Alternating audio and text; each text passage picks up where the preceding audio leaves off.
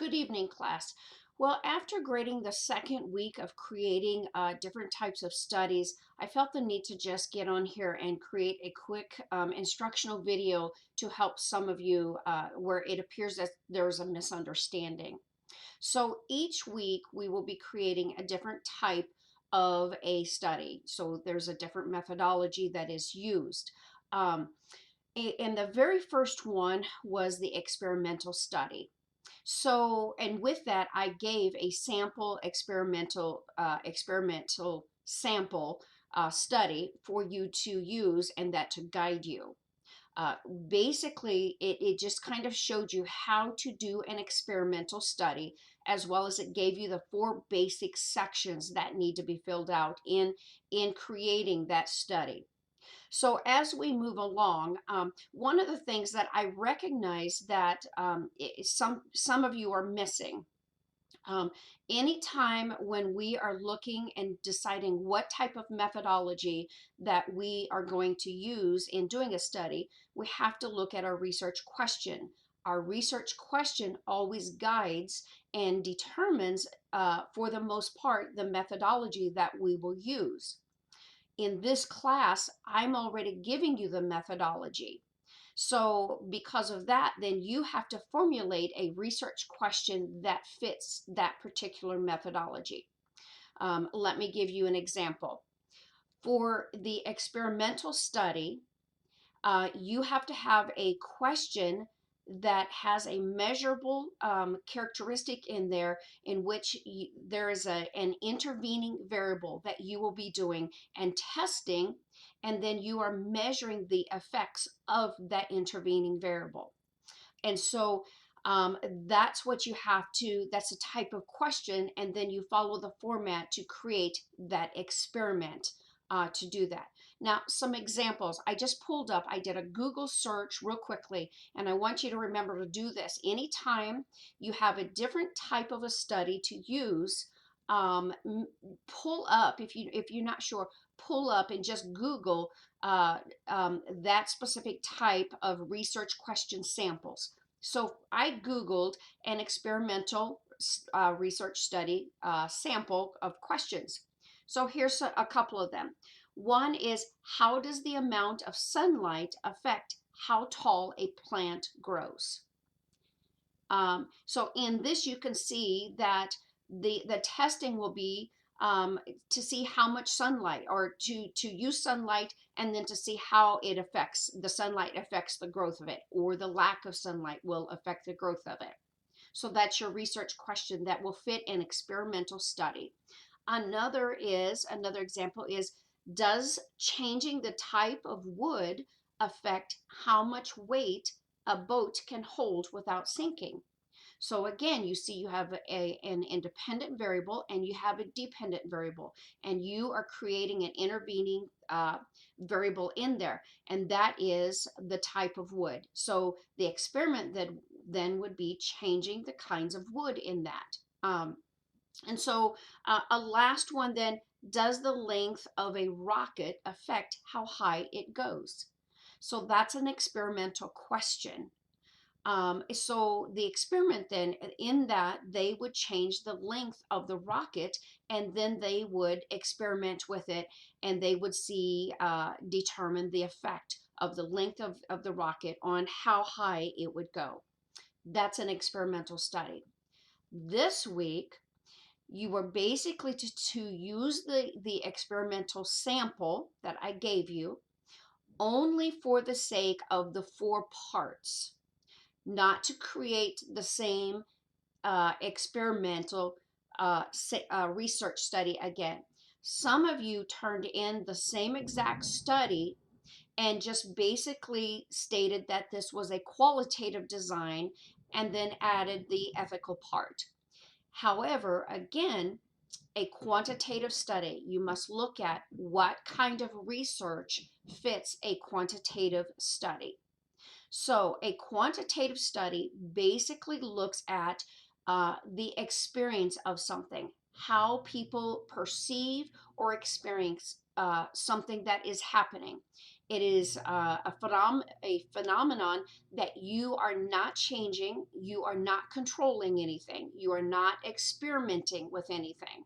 Okay, some samples of that, then I Googled again, would be for a research question, would be how do freshman students describe the experiences of living in a resident hall learning environment?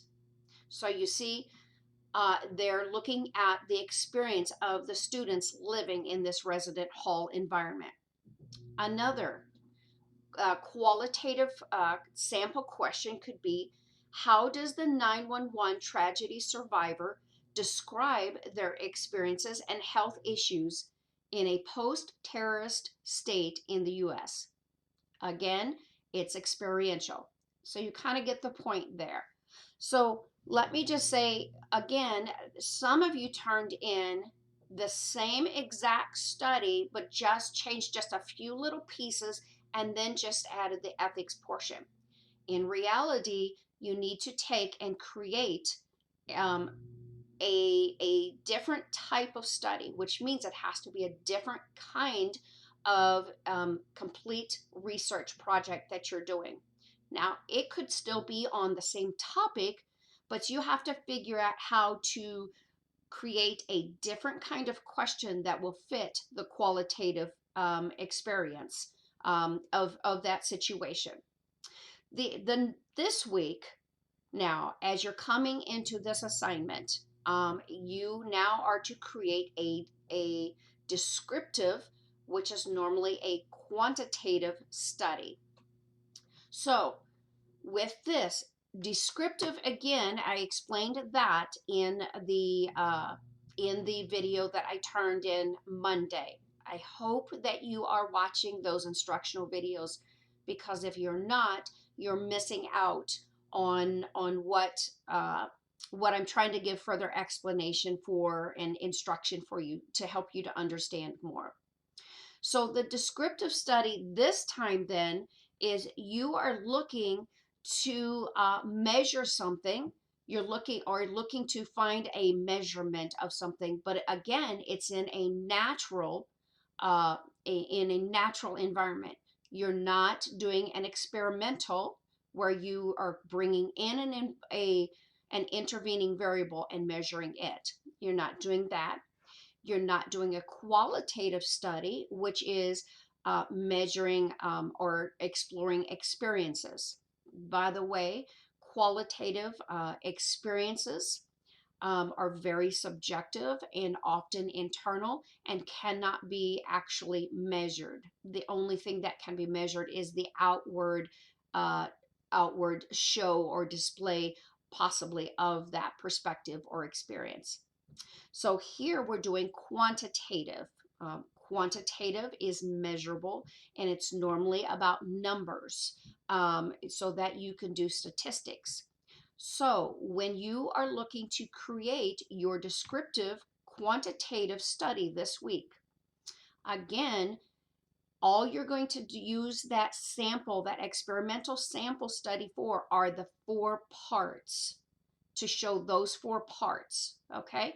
And to fill in those 4 parts according to a descriptive quantitative study. And then you will add in the ethical portion, as you did last week. And then this week you will add in the statistics portion in your analysis section. So again, I've just Googled descriptive research questions, samples, so that it gives you an idea of how to create your research question. So you will find here, just as I pulled up here, it says that you can start descriptive research questions with any of the following phrases: how many, how often, how frequently, how much, what percentage, what proportion, to what extent, what is the most or the highest. And some examples of descriptive research questions are: how much fast food do Americans consume per week? How often do students ages 15 to 18 use Facebook each week? Or how often do male and female university students use a food delivery app in a month? Now, you can again Google this yourself just to gain examples of what these types of study research questions need to be. And you can go to Google and probably find the exact ones that I just read off to you. So if there's other questions or concerns or things that you're not understanding, please contact me right away so that I can assist you with this. Um, the main thing, again, is to remember when you're doing your own study and you have a research question, you need to find the methodology that works for that question to accurately answer that question.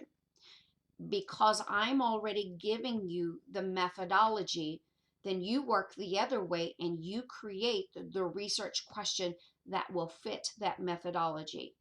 And then you follow through with the type of design it will be and the procedures of how to answer that question, how to get that question answered, and then, of course, your analysis. Um, also, with the analysis portion, especially with the quantitative research, this is where you do need to start learning about the different types of analysis softwares that are out there, just to become familiar with it. Because if you do a quantitative study down the road, you will need to have some familiarity with some of these so that you can accurately choose what might work for you. So anyways, if there's questions, please let me know.